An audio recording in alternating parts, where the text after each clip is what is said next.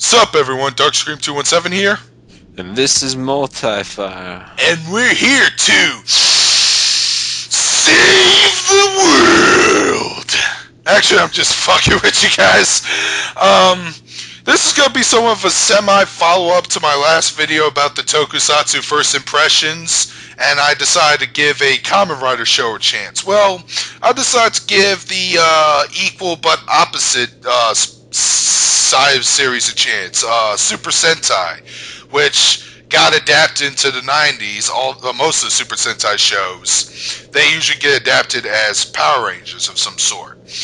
But I decided I want to check out some of the original Japanese versions of those shows, especially the ones that Power Rangers adapted from, just so I can compare and contrast between the story, characters, and whatever. But the first thing I decided to check out was this interesting movie called Go Kaiger, or Go Kaiger, I think. Go Sager Super Sentai 199 Hero Great Battle movie. Oh man. Man, if I was a huge fan of Super Sentai before, this would be complete cream jizzle. Alright, I've been rambling on for a while, you talk. Alright, so I just came along for the ride. I'm like Goose in the back of the viewer jet as we view things and ascend into the darkness in the deepest pits of Japanese cinema.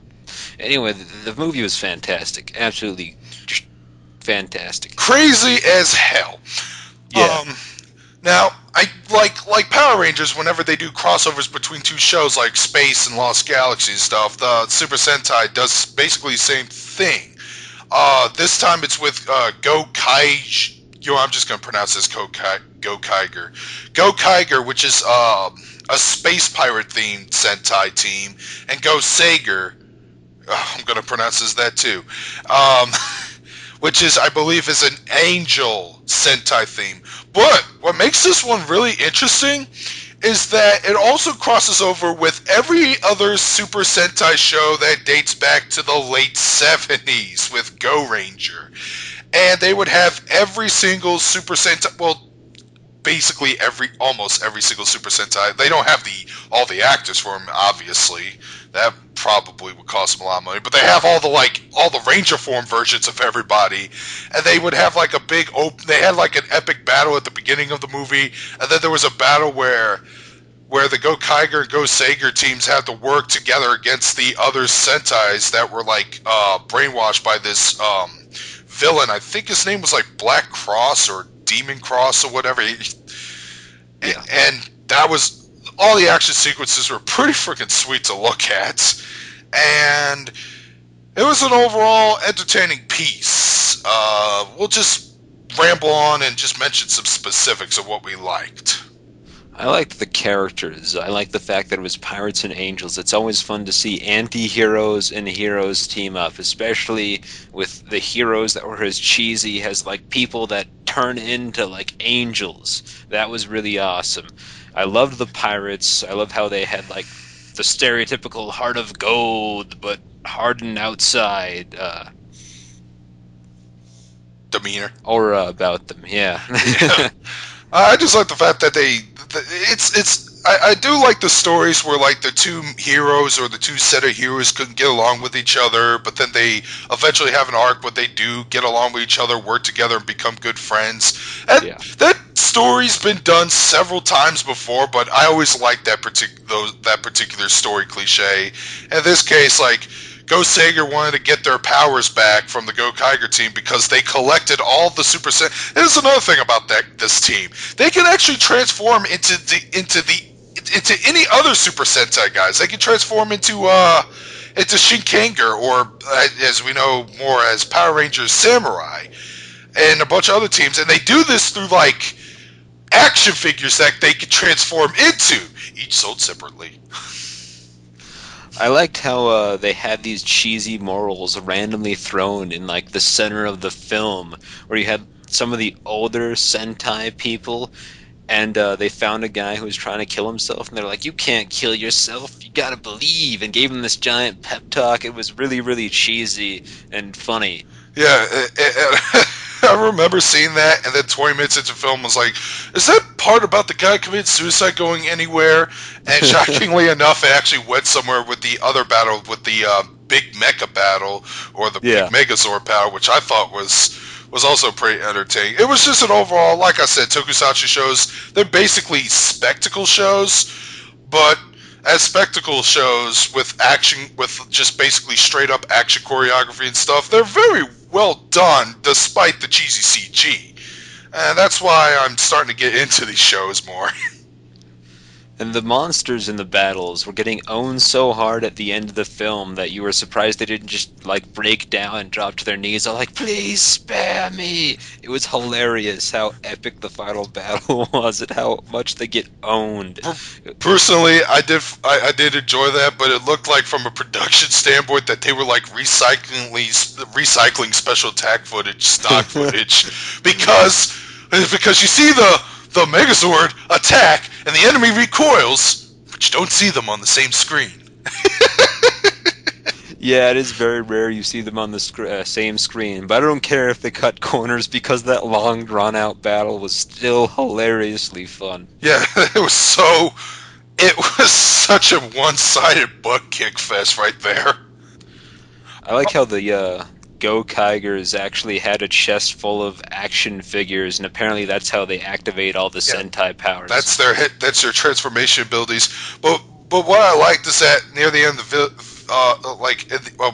in the third quarter of the film, the Black Cross captures all those little figures, and then he turns them into Sentai soldiers that Go Kaiger, Go Sega had to fight against. And then it was an overall interesting action sequence. And my favorite part was, since I grew up with Power Rangers, and maybe you did a little, we were like, okay, let's see if we can find the red Mighty Morphin Power Ranger in this scene. Let's see if we can find the blue Mighty Morphin Power Ranger in this scene. It was really hilarious while we were playing guessing games. Like, oh, there he is, even though it was only for half a frame. The Mighty Morphin Power Rangers in this movies were bullied around like a bunch of fools, and yes, Power Rangers was a big part of me growing up. Yeah. Let's see. I do have some little things to say, when they transform into one of the other Sentais, I think they were called Dino Man or Dino Man, and they did this action pose where, every time they do it, after they transform, they do a team-up pose and a big explosion appears in the background. Well, they did that, and it actually destroyed the enemies that were behind them. Yeah.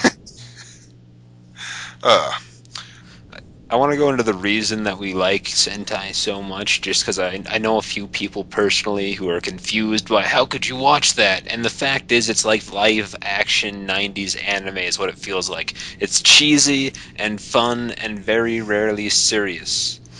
Yeah, we also saw another Sentai movie. It was the Kamen Rider Decade Double movie War 2010 thing that we saw, but that's probably going to be it for another video for another time. But even then, Kamen Rider Double had a noir-esque detective story setting. Yeah. But at the same time, it still felt pretty damn campy, especially when they were talking about how you should the main character's boss was talking about how he should properly wear a hat or something like that. It was epic. It was in the so fight fucking scenes. campy. Oh yeah, and the fight scenes were great, and I do like the design of Kamen Rider's skull in that particular series. Yeah, he's badass. It reminds me a little of Skullomania from Street Fighter EX. As for the characters, I do like the fact that the characters have some pretty unique personalities, and you can just tell by looking at them. Thank God, because me having no real Super Sentai experience prior to this, I couldn't tell you what their names were, except for the leader, Go Kaiger, Go Kai Red, I think that's how they say it. And that's because his name is a pretty pretentious name, too. It's Captain Marvelous. Yeah. That's the only name I could recognize in that whole team. And I do recognize that the fact that the two female yellow members of each team are the exact same character and they pretty much poke fun of that. Yeah. I love the different costume designs and how that kind of affected the way the characters' personalities were shaped. Like, you could just tell who was who, like you were saying before, and I felt like a lot of that relied on costumes, and you don't see that in American cinema anymore. Mm. And let's see, I think that was all I have to say. Also, there were some things, interestingly enough, for these for shows like these are actually pretty dark compared to Oh yeah, most other stuff. I mean, we have characters from hell coming back from yeah, the dead, threatening to kill people. And I remember watching Kamen Rider Decade whenever a character gets beaten up and then they untransform. They actually have like torn clothes and blood and bruises all over their face. yeah. That's a common threat. Is I'm gonna send you to hell. It's like, wow, Wow, wow! Jesus, You it's a really dark want to send world. them to hell? It's like they just don't give a fuck about religion. Or They don't raise Japanese children like pussies over there. oh man, now you're just being a bit of a douche. Oh, it's true. uh, one day, one day, we'll have balls. One day America will find its balls again. Okay. So overall, I did this. I will continue watching some of these shows. Maybe I'll watch another full series and maybe give a little quick review of that. And that's all I gotta say in regards to updating everything. As for trying to watch anime, we're trying to get back into it, but you say the rest of it. All right, so yeah, we're trying to get to back into watching anime, but it's hard to find some good anime. Also, everyone go watch my channel. I need you. Come back. To be fair, he does have some pretty good quick videos called the short shits, where he just basically just gets to a point on particular topics, and I do recommend watching his thoughts on the Mass Effect 3 ending and his thoughts on fan service and maybe what he has to say more about Naruto. And there's also a movie review he made, Super. Yeah, I'm definitely going to put that in the link below because I've seen that movie before. fantastic Love that stuff. movie. But holy fuck, I'm a fan of dark comedy, and even I thought that was uncomfortably dark. It was pretty dark. There was some stuff in there that I was like, wow, this wasn't necessary. Of course, it made perfect sense in the context of the film, but some of that you were just like, it's a little messed up. Well, anyways, that's all we have to say. Leave a comment if you wish. Darkscreen217 signing out. And this is Multifire, and I'll see you in future videos. Take care.